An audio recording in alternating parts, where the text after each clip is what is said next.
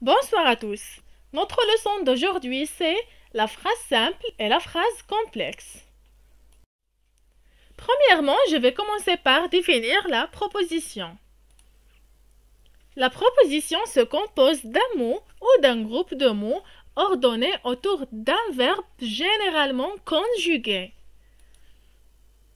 Chaque verbe conjugué dans une phrase est le noyau d'une proposition. Exemple: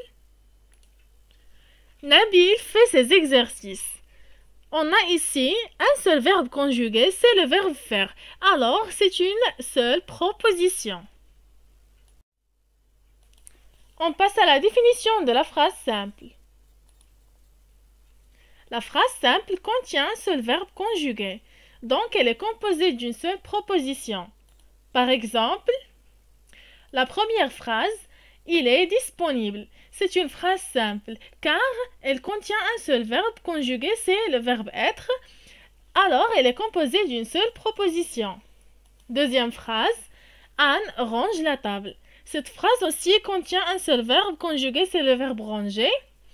Alors, elle est composée d'une seule proposition. C'est une phrase simple. On passe à la définition de la phrase complexe. La phrase complexe contient plusieurs verbes conjugués. Elle comporte autant de verbes conjugués que de propositions. Par exemple, si on a 3 verbes conjugués dans une phrase, alors on a 3 propositions. On va voir les exemples. Premier exemple, il se lave les dents et dort. Comme vous remarquez ici, on a 2 verbes conjugués, le verbe se laver et le verbe dormir. C'est une phrase complexe. Elle contient 2 propositions. Deuxième exemple, l'enfant joue, crie et rigole. Et cette phrase contient 3 verbes conjugués, le verbe jouer, le verbe crier et le verbe rigoler. Alors, elle est composée de 3 propositions. C'est une phrase complexe. Dans une phrase complexe, on relie les propositions par les mots de liaison ou bien on les sépare par la ponctuation. Par exemple, le téléphone est dangereux car il influe sur la santé. On a ici 2 propositions. La première proposition, c'est le téléphone est dangereux.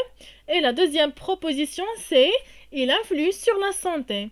Et on a relié entre ces 2 propositions par le mot de liaison car et par une virgule. On est arrivé à la fin de cette leçon. Si vous avez aimé le contenu, n'oubliez pas de cliquer sur le bouton s'abonner pour ne rater aucune leçon. Et on se verra dans une autre vidéo si Dieu le veut. Au revoir.